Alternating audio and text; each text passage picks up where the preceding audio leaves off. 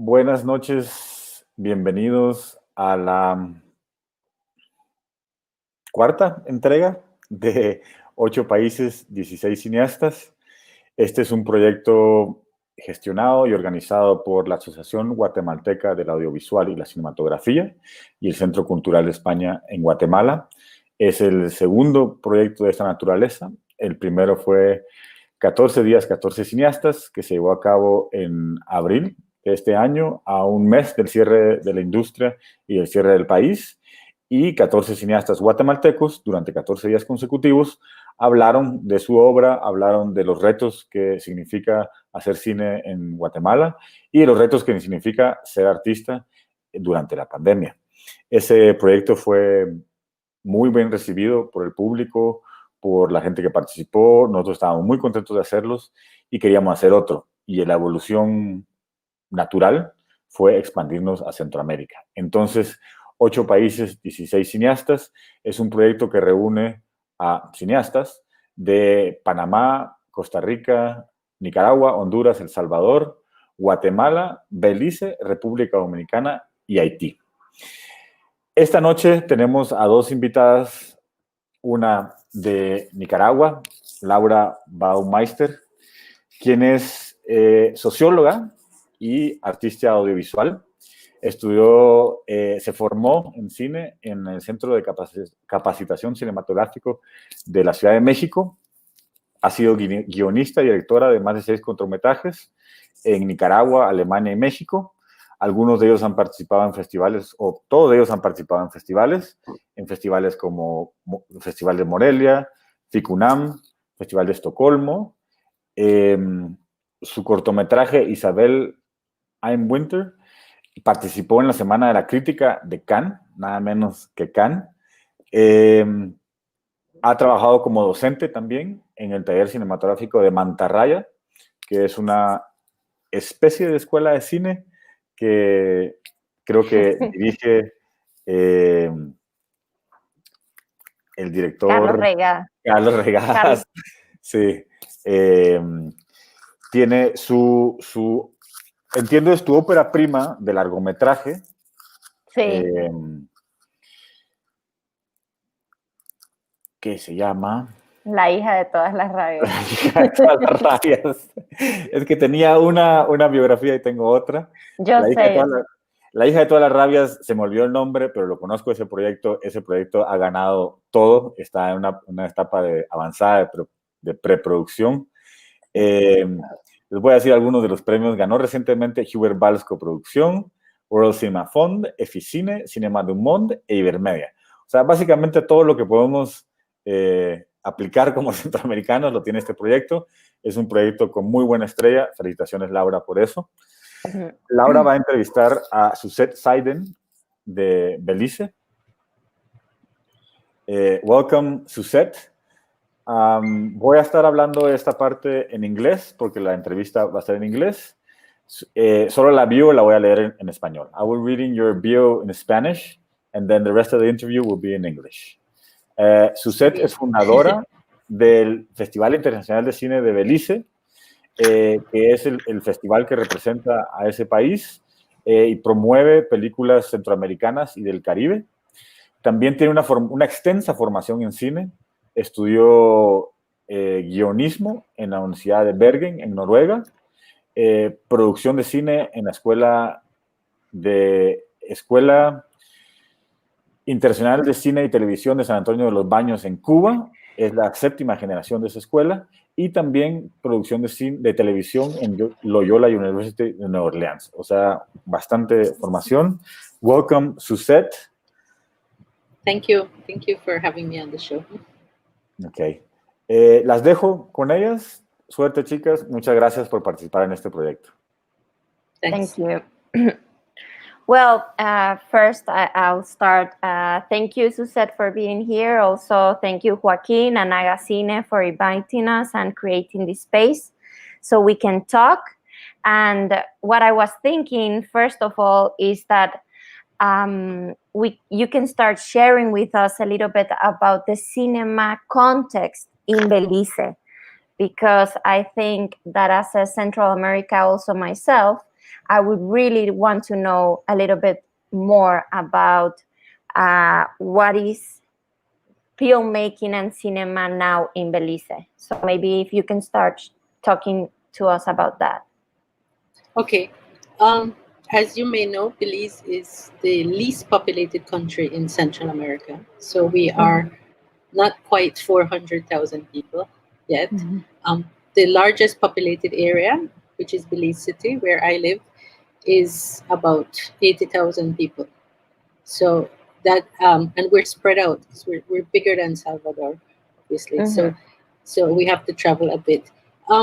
The cinema situation, well, for some of you, those who don't know, that we did not get television in Belize until the 1980s. So those of us who were born before the 80s, we grew up without television in our homes. That includes me. In my house, for instance, we did not get a TV set until I was in my first year of high school.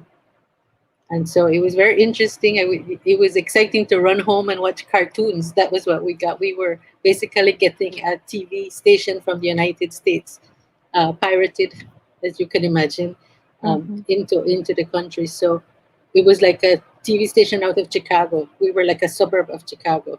Belize was in the 80s. That was what we saw. There were the big cinemas, about 1,000 seats. There were a few of them around the country.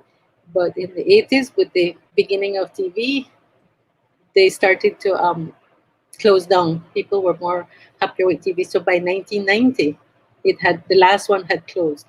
And so we were basically watching TV, and there was not many local productions. We were just watching American imported television. We did not, I believe, with the advent of cable, we started seeing Spanish television shows, telenovelas, probably from Mexico.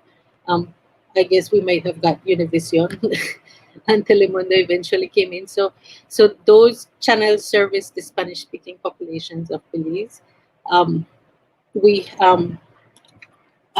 sorry, and so basically, in the 90s, we started trying to figure out about television. They were only making TV ads. That's about it.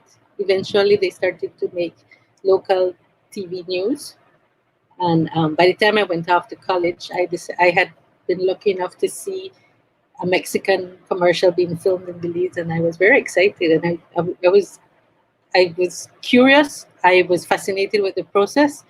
I didn't really know what I was seeing. I just saw cameras and people, and it just all looked very exciting. And I decided I would change my major from journalism to TV when I went off to college, just to learn a bit more. It was unusual at the time. I myself didn't think I would ever study TV. It just became a natural process.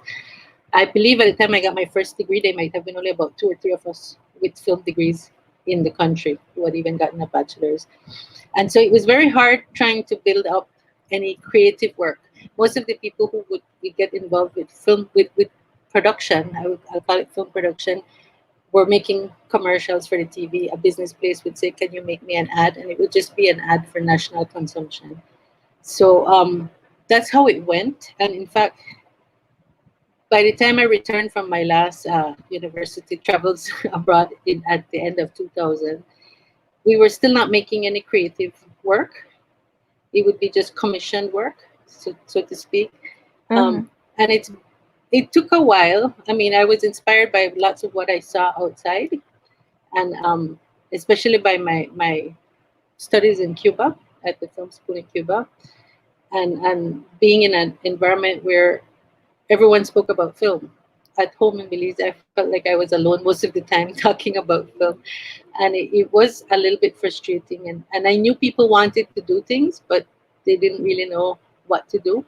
So around 2003, 2002 actually, I approached a group of people and we decided to do a film festival in Belize, and figured that would be the way we would jumpstart the industry.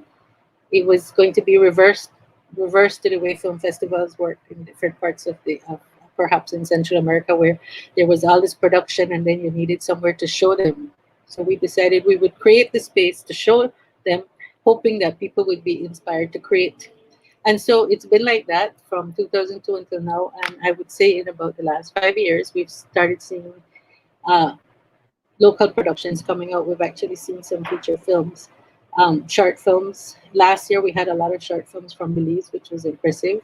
We've seen the quality improve each year. There is still a lot of work to be done. There's still a lot of training. But one of the ideas behind the festival was to show films from around the world. And so they would look at it as samples, so to speak, of what was possible, and bringing in the filmmakers who would talk to them and explain to them, I'm just like you and I can create this film. I had to figure out how to get my budget. So it's pretty much been a festival like that that's been instrumental in helping to build a film community in Belize. At this point, I can keep going. No. You'll have to stop me. I just wanted to ask you there because prior you started the film festival. I read in your biography that you were studying in the STV in Cuba, but you were studying for directing, and then you shift to production. And I can imagine that in your context, and like in most of the Central American countries, this separation between director and producer is not really happening because we're all really working like from scratch. But then I also read that you said something that the first time you went to Cannes when you were a student, you wanted to pitch a project. Now you were a producer then, but you didn't find a director to give you a project to pitch. So I wanted to ask you if this situation has changed from the 1990s in Belize, if it's now different, and if it's so, which filmmakers you can mention from Belize that maybe the people that are watching can look for them. It hasn't changed very much yet. It's still a long process in creation. They're starting to come out right now. Most of the filmmakers are just starting to create shorts. We've had a Canadian filmmaker come to Belize and work with Belizeans. He has since passed, but he had created like a horror film, like one of those the ones where they go into the bush, into the jungle, and there's this whole epidemic, and it's kind of like the Blair Witch Project type scenario. It was interesting. It was very also Mike Leach, because it was many of the actors were just saying impromptu lines. They weren't following a script. I'm not sure how the rest of Central America projects are developing, but I'm seeing a not very formal creation process occurring right now. It's almost organic. As someone who's had all this training, it makes me want to pull my hair out sometimes, but they won't follow a script.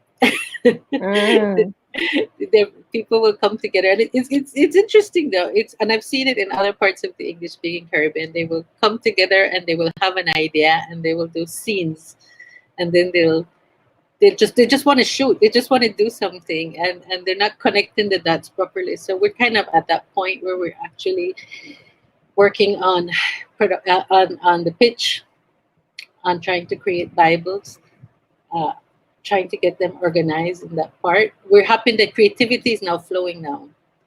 And so at this point, I wouldn't be able to point to any big director that has had great success outside that we could say, do you have extra projects you want me to help pitch? Because you need a big name to help attract some finance.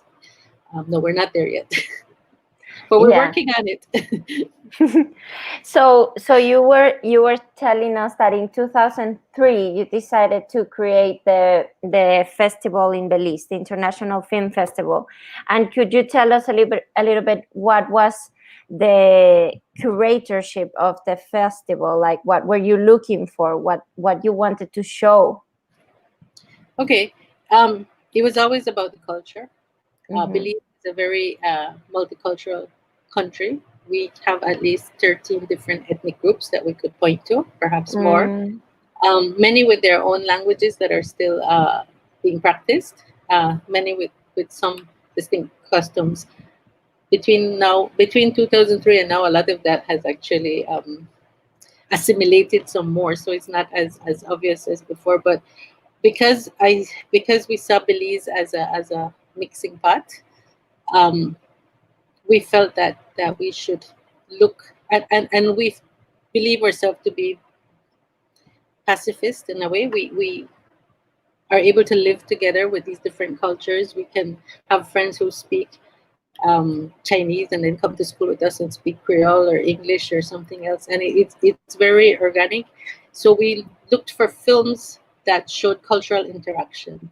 The films we were looking for in the very first festival wanted to show what maybe if it was a story about Nicaragua and a person from Costa Rica who got married, and how those two cultures might have interacted. How did they handle it? That's the sort of stuff we were looking for. It didn't have to be. It would have had clashes. We knew there would have been conflicts.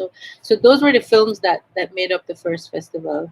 We had some from Europe. We had some from the US, and they were all working along those lines. The cultural interaction did not necessarily have to come from different countries. It could have been social classes within the same country.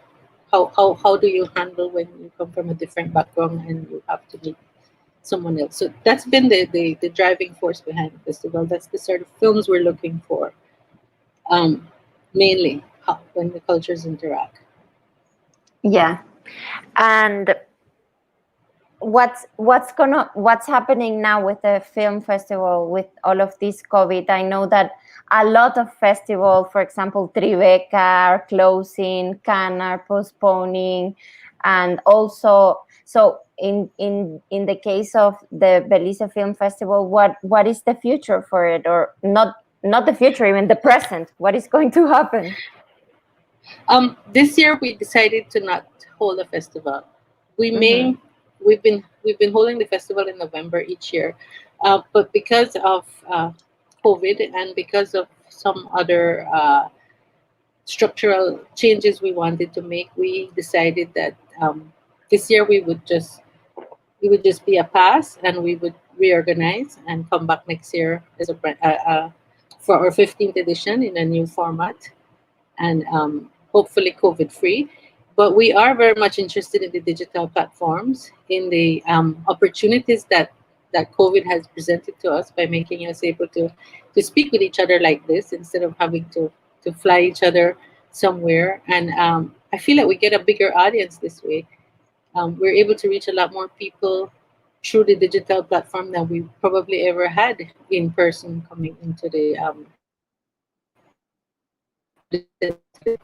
cinema during the festival. So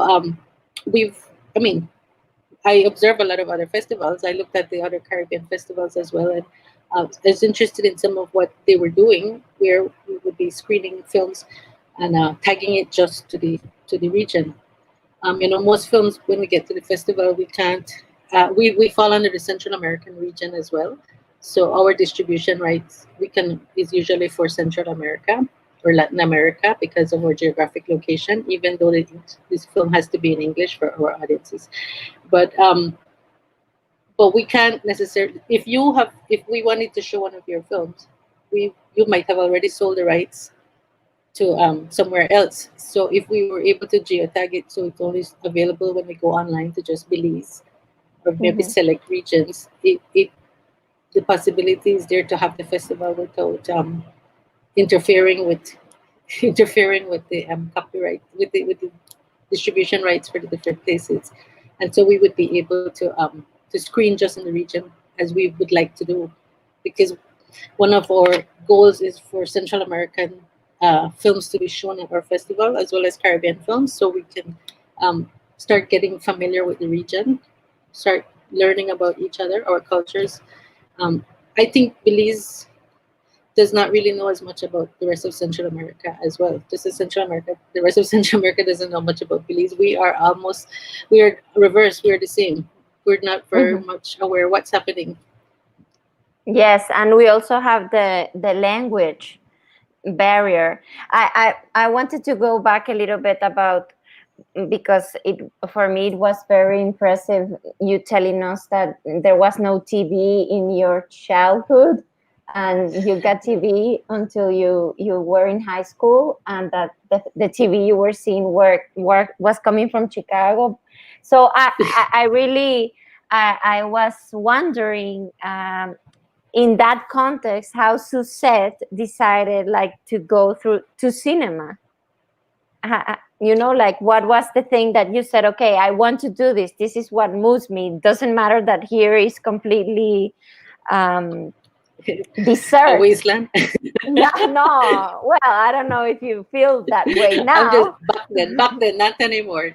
Yeah. Actually, no. As I mentioned, if I was going off to university to do a degree in journalism, and I did an internship the summer before I left, and I had a choice of working at a production company that was doing ads at the time. You know, when the cameras were huge, and in the 80s.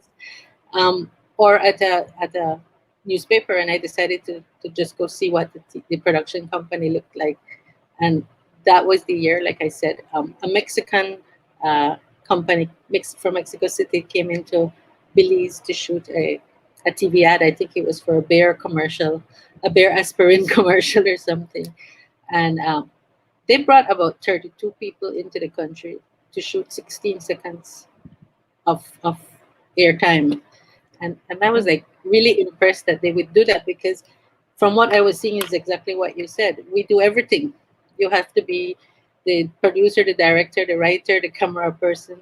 And I was amazed that they could have such a huge crew. I'm sure about half of them were agency people, but it was still a big crew. They spent a lot of money. You know, they were buying the props. We would normally go borrow props from our friends or something. It was just a lavish budget. It was huge. They were filming on one of the Maya temples. It was big. It was huge, and I was like, how can that be? and I was just observing. I was on set as an intern, I guess, observing, and I was fascinated. I was like, oh, if that's what TV is like, I'd like to learn more. At the time I didn't know that was film. For me, it was all the same. And so I switched my major and I went to university in the States. And what I learned there was TV for broadcasting. So when I came back, I was more of a technical director, a director for live TV. So I did produce stuff for the television. And it was right back to the same thing. It was right back to doing everything yourself. So it was a little bit disillusioning.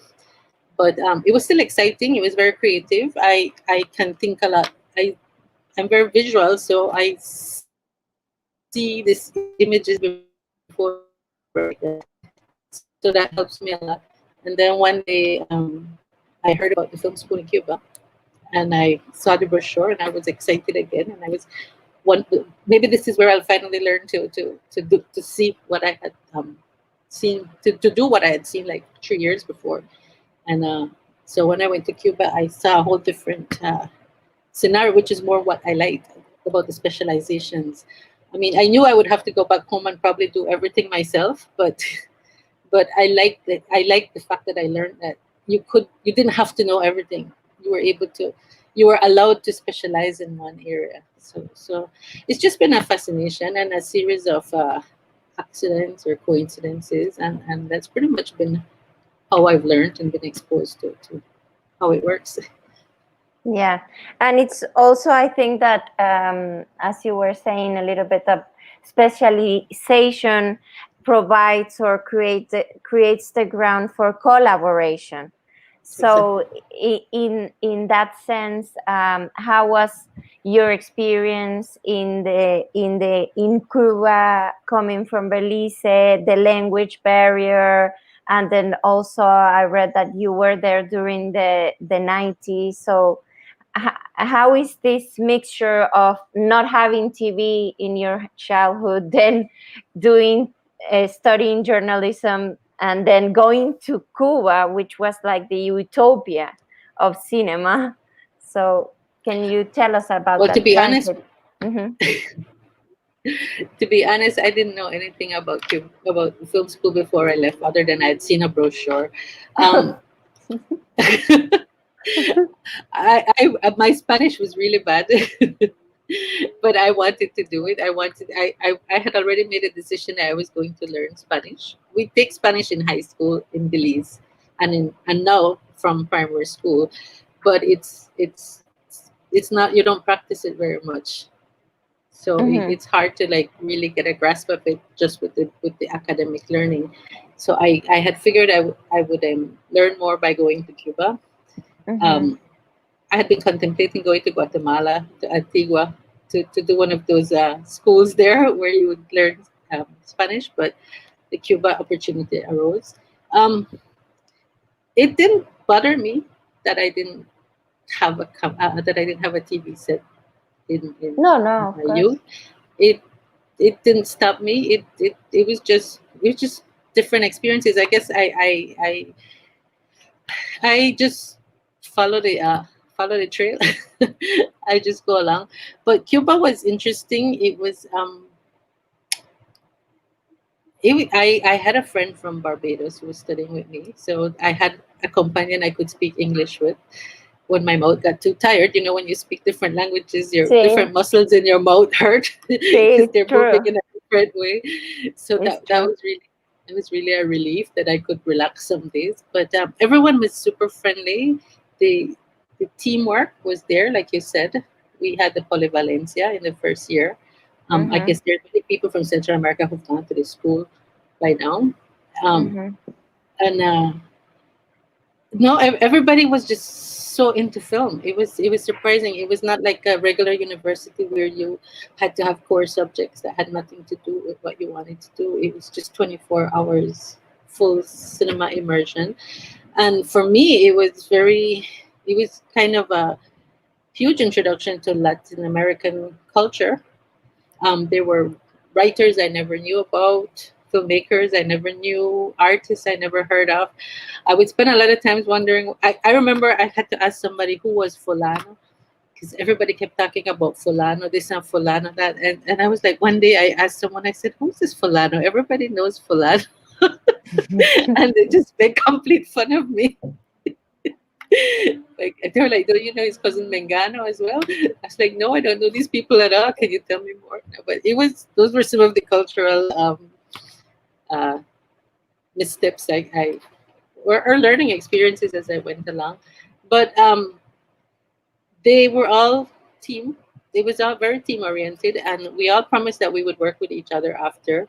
And I believe some of them did go ahead and work with each other. In fact, I have there's two working in Colombia right now on HBO Latin America project, and we keep in touch. But there's never been an opportunity, and I have worked with one in Belize on a project he did many years later. But I still have other contacts for the day that we will make the big film in Belize to bring them all back. And did But did I you? answer? Yes, yes. And did you, when you, did you had a story back then, or you have? Because I would like to put like a visual in the minds of the people that are seeing. Like, for example, if we went to go to Belize, like you said, which type of films should we look for there, or like what type of voice can we tell? I know that there hasn't been movies done, but I suppose that ideas, like you have had ideas, so you know people that have Um, ideas. Mm-hmm. like many of the other uh, the interviewees that have been on the show so far, um, Say. we're very interested in memory, in stories, historical stories. I think that's something we are all very patriotic. We want to talk about the Battle of St. George's Key, which is when we when the Spaniards and the British fought for Belize, and the British won. So that's very engraved in our history. It's something we would love to tell the story. I'm very much interested in history, in the history of the country. There are different things that we would like right now. There's the ex-servicemen riot when our Belizeans and the rest of the West Indies went off to fight in First World War in 1917.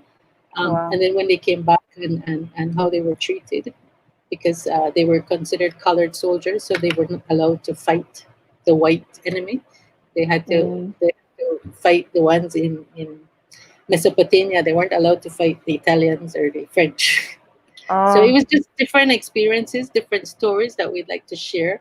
I love watching all these historical films about how different countries got their independence. Like a lot from the Dominican Republic, they've done the story in Times of Butterflies, in Tiempo de las Mariposas. So that sort of stuff, the stuff coming out of Venezuela about Bolivar, the liberator. So that's the sort of stuff, and I think that's the sort of films that appeals to the Belizean audience a lot. They like to see historical documentaries. They're not so much. We're not so much into the self-identification films, like the ones where there are three people getting lost in the wood or two people and they're finding themselves. That's not sort of the film or audience. That's the one that wins at Cannes, but that's not the films that our audience will follow. It's too existential for them. We like concrete stuff that you can relate to. It's interesting how the audience works. But they're the young people coming up. They're into more modern stuff. They're interested in sharing contemporary culture. So and they like the fast images, the quick images. So there's some coming out from there. Some of the short films that are coming out are along that way. There's a telenovela pilot that some folks are working on called La Isla Bonita, which is one of our keys, like one of our keys. So they're following the telenovela concept, trying to sell a project to the Spanish speaking networks. And do you have a casting agency, like a little bit of the infrastructure to build up a telenovela or like a series, or not yet there? No, we have a film commission. And the Film Commission has been established. Well, it's an honor position first, but it's been established since 1998. So we have a Film Commission. We don't have the film law yet. So we're working on that. We're getting closer to that. But the Film Commission exists, and so there's a structure in place for anyone wanting to come into the country and film films. There's somewhere you go and you get your permission to come in. There are fixers. We have support services. That section of the industry is built up. So the fixers are like the country production managers, and they will find the crew. We have light and electric. We have art department. We have makeup. We have hair. So they has grown up because of the support services to the foreign films. And now the same crew, now that they've been doing this type of services and they've been exposed to bigger budget films and seen how the film process works, they're also expanding and doing their own work.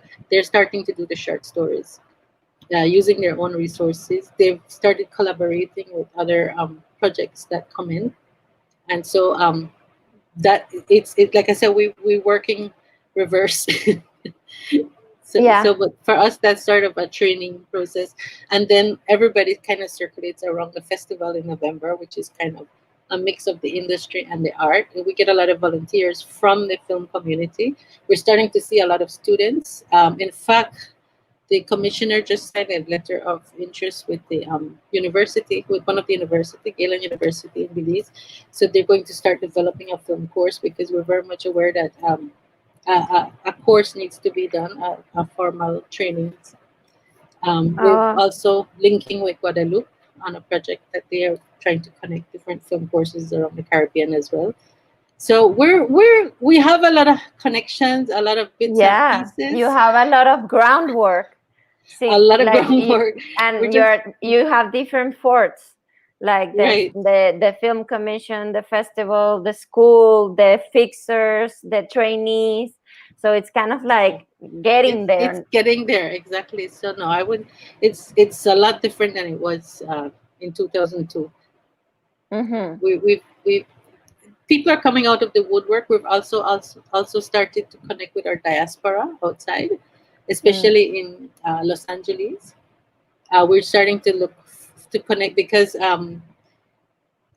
we all have people abroad who are working in the film industry, perhaps in the States, in maybe in Spain for you guys, and other places. And so they're making their mark. They're starting to break through, and we have lots of them in costume design, in wardrobe. In we had a connection in Disney. He's now moved to Netflix. So we're hoping he can remember where his heritage came from. we work in very grassroots. That's one of the things I learned from being in Cuba. You had asked about being there in the special period. We learned how to work with very little money. That's been our goal. As much as we would like to have a good, decent budget to work with, we're aware of how to put it together with what we have. Yeah, you have to develop a different type of creativity, the creativity of adversity. And how this is a similar situation also in my country. Unfortunately, I'm hearing you, and I think that in Belize you are more advanced in terms of like working the different lobbies, which is really good. But and I imagine that because of the English, and as you were saying, the diaspora of the Belizeans, like the co-productions within the States or maybe the UK are going to be more natural to Belize than with the rest of Central America or Latin America? Yeah, it's not official co-productions as yet, but we're linking out. In fact, our film commissioner, Nigel Miguel, I work very closely with him, and he is he was an actor at one point. He has a casting agency as well in the States before, and so he does a lot with sports, with sport figures. He was Michael Jordan's body double in many of those commercials. So he comes with a whole network behind him of people and supporters. I have a different network which would come mainly from the Cuban connection and mainly from the Cuban connection with the film school and all the people that I was able to meet through them. And some of my professors that were at Norway were actually at film school in California. So I'm still very close to one of my professors who's a screenwriting teacher in Southern California. So I have all these people, resource people that I call on, and between us we talk to many different people. The Central American connection has been hard, so the English connection is easy. Amazingly, most of our film submissions come from Nicaragua, actually. That's the country that contributes the most to the festival. We've had films from Florence Yagüe. La Yuma was in the festival. Rosana Lacoya has sent several documentaries and visited about twice. Marta Clarissa has sent documentaries. So the Association of Filmmakers in Nicaragua, mostly women right now, they've contributed a lot. In Costa Rica, our contributions come mainly through the embassy of Costa Rica and Belize. Although I've worked with Minister Duran, Sylvie Duran, and Max Valverde, worked with both of them on production. Sylvie used to do conferences, in SICA conferences that would bring the region together. So I participated in a few many years ago, about 2009, 2010. And then I've worked with Max on a project that was called Mucho Gusto Centroamerica, another SICA project long before, but I see that they're in the cultural department in Costa Rica. So I know they're both film friendly, so I imagine it would have been a bit farther by now. Although I understand the film law has been there for a while now, Mm-hmm. awaiting stuff. I've connected with some of the people at the Panama Film Festival. We've See. gotten we've gotten, but we're not that close yet. Although we work with the actor Jaime Nubal, so he's Mm-hmm. been to Belize and done workshops with acting as well. So Mm. so Salvador, I don't have a great connection organically, but I've spoken to a man in Los Angeles who's doing the Central American Film Festival in Los Angeles, and he's Salvadorian in origin. Yeah, yeah, I So know him. Mm-hmm. so we've spoken, but we haven't made concrete actions yet. We've shown Ishkanul.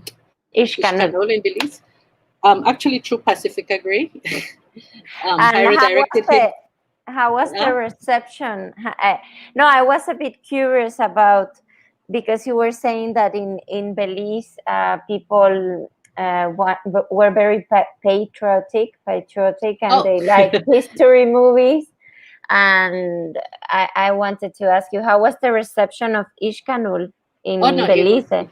Oh, they also like indigenous films because it's historical and the whole Maya aspect. So Yeah, no, that they love that. Ishkanol actually opened the festival one year. yeah. Um, Okay. so no, it was, and then we screened it to open the festival, and we screened it at in a community screening in the town near the border with Guatemala.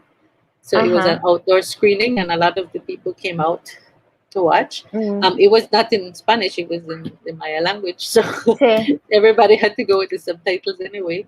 But no, it was sí. well received, and Hyra wasn't able to be there, but his mom was, so she Ah, was able nice. to see. She was able to see all that and go back, and no, so it was a good experience. Mm-hmm. Um, so, and we've also gotten several Guatemalan films.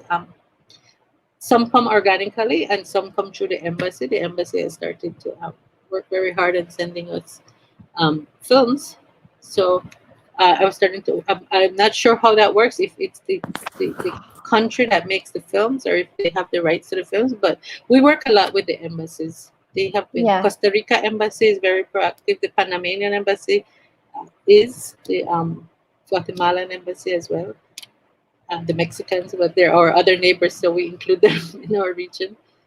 So And a lot of how is the landscape of, because in the film festival, you show the movies in the movie theaters, and then you take it around the country. How does it work to access the different? we alternate depending on our budget for the year. Each Okay. year the budget changes. Ideally, we would, if we had enough money, we would, and time, and that would allow us to get more people involved.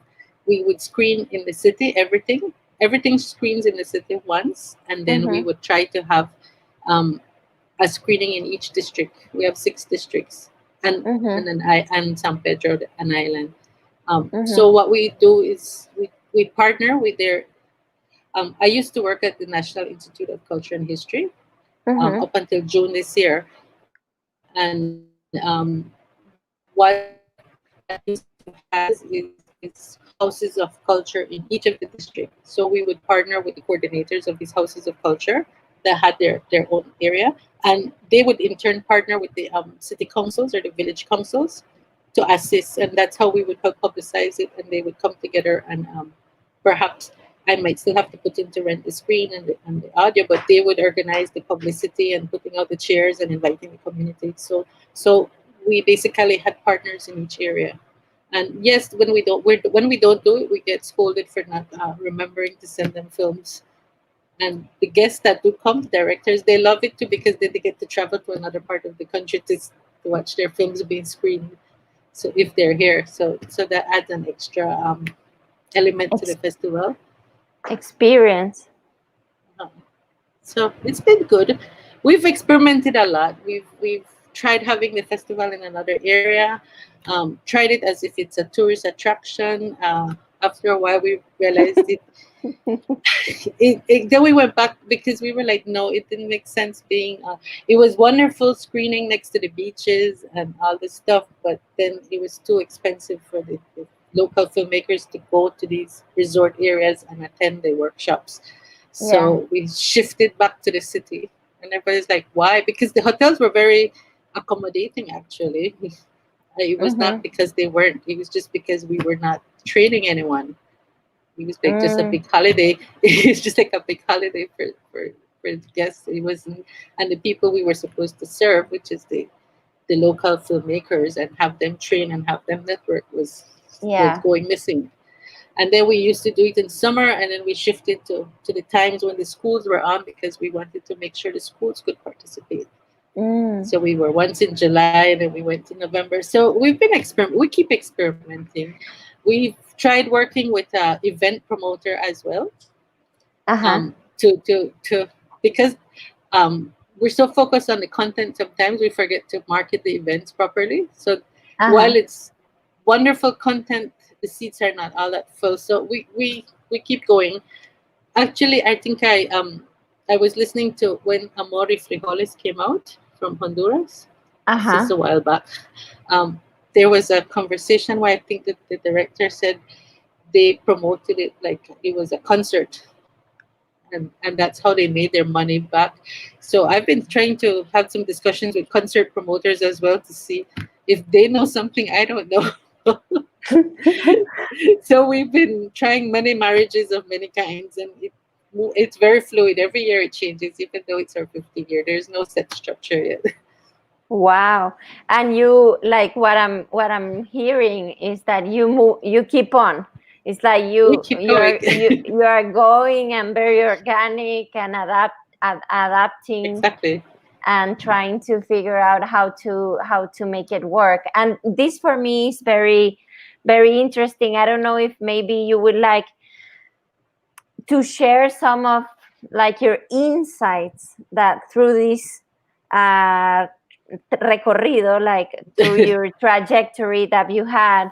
What are some of your insights, like the things that you say, okay, this is what I think that if you come for a very small country with not a film industry, like what the situation more or less in Central America, what could be some of your insights? I think we're all on the same page. From what I hear with Central America, we're all trying. We've all realized that the community screenings do a lot to inspire.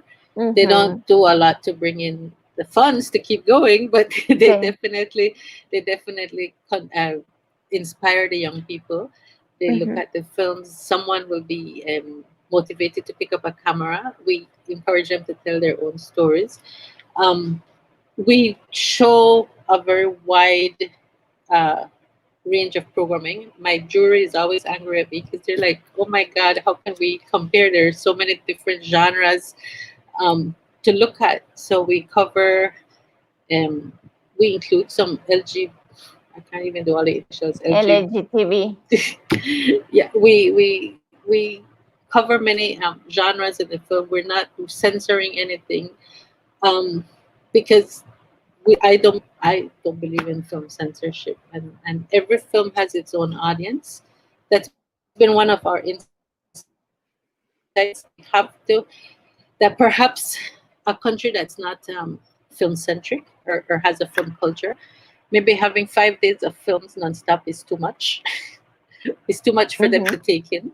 So we reluctantly are considering going back to maybe only 2 films per night to allow them time to immerse in it. There's not many people who can handle 5 films in a row on a Saturday, for instance, and then a Sunday, and then So it's something we want to look at. Like, we're always creating audiences, so the film clubs are working. We don't have official ones. We're still working with them a bit. You need partners. That's one of the things that we realized, that perhaps because we've been very I can share with you that I start off each year with only 15,000 US. That's my budget to begin with, and anything after that I have to get from the private sector. and beg from the How much you said? How much? 15,000 US. That's it. That's Okay. what I begin with in cash each year, and then I raise about the same amount from the private sector, and then about another 30,000 in kind donations. That's hotel. That's maybe somebody lending us a bus. Um, Mostly the hotels. Hotels are expensive, and Yeah. places that they lend us different areas. So it's nowhere near the budget of some of the other film festivals, even in Central America. So like we're nowhere near Panama Film Festival budget, that's for sure. No, But no. we're but we work with partners, and I think having partners helps because then they become involved. They take ownership and they start promoting it. So if you, let's say you work with a bank and you say I would like, and they give you something, then they're interested in seeing it succeed, and they might buy tickets for the staff, and Mm-hmm. then they will come along. And Mm. there was a time we were working with the electricity board, and we were in an area that was having blackouts, and they called us and said, we will make sure you have a generator so the festival will continue. And so they were very involved. So they become involved. They feel involved, and that's what we needed most of all. The film association, the other filmmakers, they come on board. They're particularly interested in working with the panel discussions. That's the area that interests them. So what we work with them is we tell them these are the guests that we have coming, and then they shape the panels around who we have coming. Because there's not always money to bring in a separate group of persons to speak and a different set who are the directors. So whoever comes in with their films, they're the ones who end up being on the panels mostly and sharing their insights with the other filmmakers. Oh, nice. So it's all Yeah. organic. See, it's like, Yeah. see, and We don't have time for we can't afford divas. It's really not a festival that can do divas and very high in Hollywood. No.